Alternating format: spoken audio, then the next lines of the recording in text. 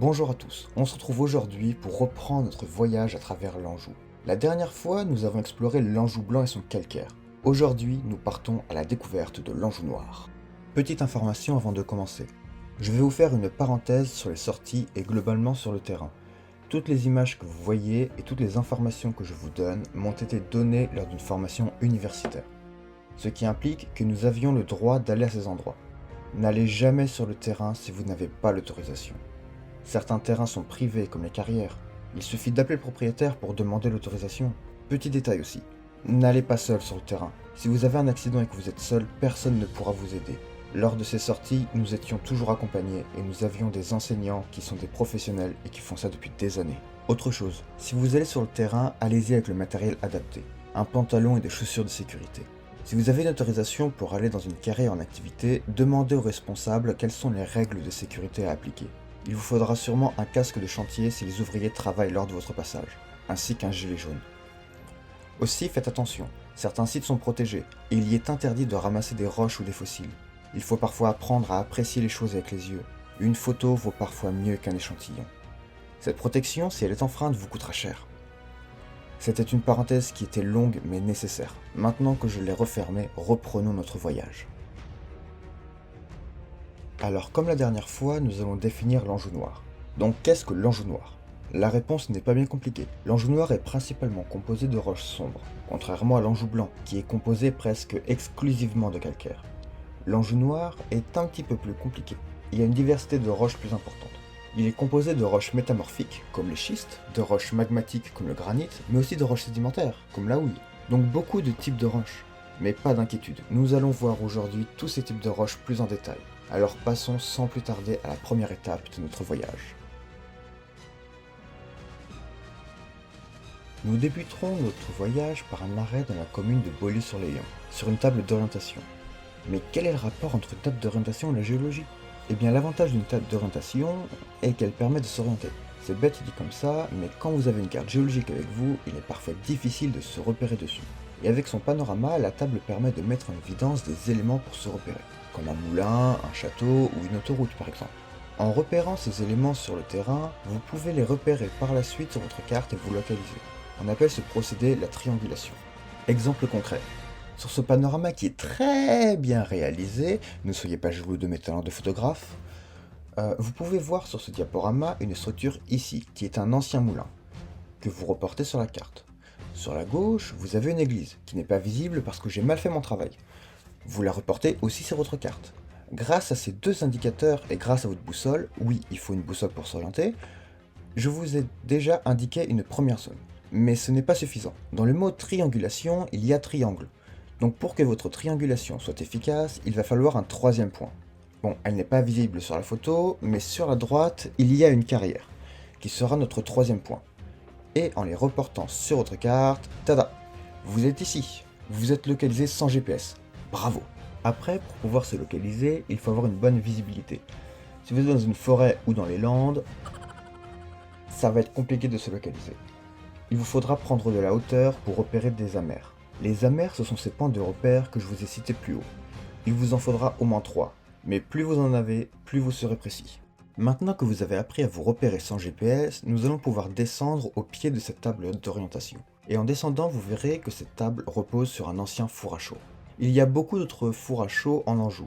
Néanmoins, plus aucun de ces fours ne sont fonctionnels. Le travail qui nous avait été demandé ici était de dessiner et de représenter ce four tel qu'il était à l'époque.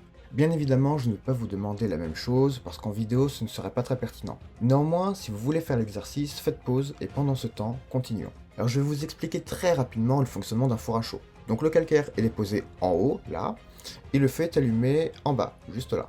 Et toute la chaux est récupérée ici. Je ne vais pas m'étendre plus car tout ça, vous pourrez le trouver sur internet. Pour la suite, regardez cette photo. C'est une photo de la route, et c'est surtout ma transition. Donc nous reprenons la route et arrivons devant cette carrière. La carrière de Pierre-Bise, à Beaulieu-sur-Layon. C'est une carrière de spilites. Mais qu'est-ce que les spilites?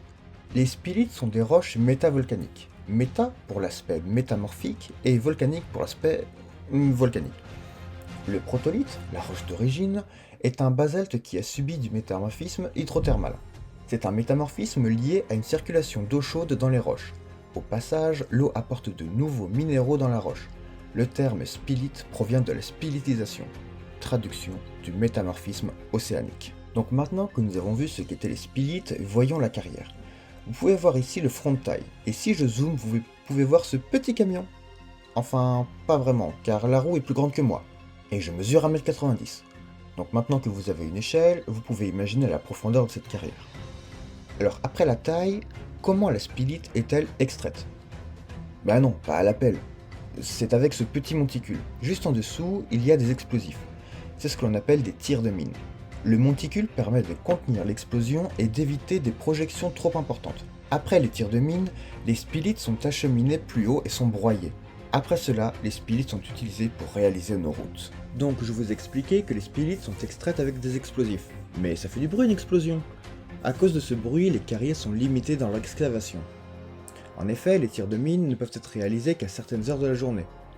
Petite anecdote, depuis la carrière, nous pouvons voir le toit de l'Anjou, le point culminant, le sommet, le pic d'une montagne qui fut jadis plus haut que ça. Le massif armoricain n'est plus ce qu'il était, fichue érosion. Bref, nous avons fait le tour de la carrière de Pierre Bise, donc continuons notre voyage. Ensuite, sur le chemin, nous avons vu ces roches. Ce sont des pilolavas. Les pilolavas sont des roches qui se forment au fond de l'océan. Quand la lave sort, elle entre en contact avec l'eau, formant rapidement une croûte sur toute la périphérie. Mais à l'intérieur, la lave est encore liquide. Elle va avancer et former ces roches en forme de coussin. Et juste là, vous avez Corentin qui nous donne l'échelle et la direction du nord. La suite de la journée se passe l'après-midi, après avoir mangé dans la commune de Rochefort-sur-Loire. Nous avons fait un rapide arrêt près d'une église située sur la place. Et vous allez me demander, mais pourquoi s'intéresser à une église? Nous on veut du caillou. Et vous avez raison. Donc attardons-nous sur les roches qui la composent. Vous remarquerez que l'église est principalement composée de roches blanches. Elles ne proviennent donc pas d'ici, étant donné que nous sommes sur un sol composé de roches sombres. D'ailleurs, regardez les maisons autour. Elles sont faites en roches sombres. De plus, l'église occupe une place centrale. Tous ces éléments ne sont pas dus au hasard. Les roches viennent de loin, elles sont donc chères, elles montrent la richesse, contrairement aux maisons à proximité qui ne sont faites que de roches moins nobles et locales, donc moins chères. La place centrale montre la puissance, l'effet étant accentué par la hauteur, et une interprétation personnelle est que l'utilisation de roches blanches permettait à l'église de représenter la pureté contrairement au reste du peuple. C'est à peu près tout pour cette pause déjeuner, donc poursuivons. Nous nous retrouvons, toujours à Rochefort-sur-Loire, au pied d'une étrange colline. C'est le rocher de Saint-Ophange. Ce rocher portait jadis un château, le château de Saint-Ophange, qui a été construit durant le XIe siècle, qui est aujourd'hui en ruine. Néanmoins, le château de Saint-Ophange a toujours son gardien qui veille d'un œil bienveillant, à ce que personne ne vienne troubler le calme des lieux. Je vous présente Paul Le Bouc. Son regard vif nous suivra tout le long de notre excursion. Nous nous trouvons dans une plaine alluviale, celle de Rochefort-sur-Loire. Et vous vous doutez que si on est dans une plaine alluviale, tout devrait être plat. Sauf qu'il y a cet étrange rocher qui sort de nulle part. Et quand je vous dis de nulle part, ce n'est pas pour rien. Durant la sortie, Fabrice Rodoy, notre professeur, nous a expliqué que pour l'instant, l'origine de ce rocher n'est toujours pas claire. En effet, au premier regard, on pourrait croire qu'il s'agit d'une cheminée volcanique. C'est ce qu'ont pensé les gens qui l'ont découvert à l'époque. Sauf que l'arrangement des roches ne correspond pas. Ce n'est donc pas ça.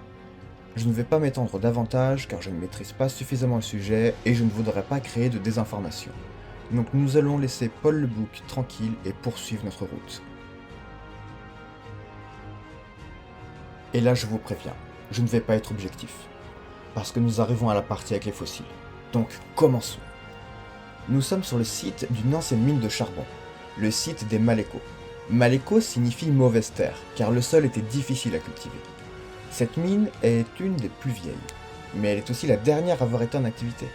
L'exploitation s'est terminée en 1875 et était à l'abandon depuis cette époque. Pourquoi était?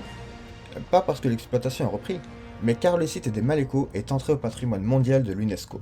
Une restauration des lieux a eu lieu. Le chevalement que vous voyez là n'est pas celui d'origine. Il a été reconstitué pour l'occasion. Le site est ouvert au public depuis 2008. Le terril, quant à lui, est d'origine. Néanmoins, son accès est interdit. Nous avons pu y aller uniquement parce que nous avions l'autorisation. Demandez toujours l'autorisation avant d'aller sur un site. Ici, vous avez un panneau qui indique l'ancien puits de mine. Et vous pouvez voir qu'il est relativement profond. Je ne vais pas m'attarder sur l'exploitation du charbon, mais plus sur ce que l'on a trouvé sur ce site, en termes de fossiles évidemment. Et ce site est clairement le plus beau de la journée. Je vous l'ai dit, je ne vais pas être objectif. Donc le charbon, plus précisément la houille, le terme charbon désigne toutes les roches composées de carbone. Donc cette houille date du Namurien, c'est du Carbonifère moyen, à cheval entre le Mississippien et le Pennsylvanien. Le Namurien englobe le Serpuchovien et le Bashkirien. En gros, retenez que c'est du Carbonifère.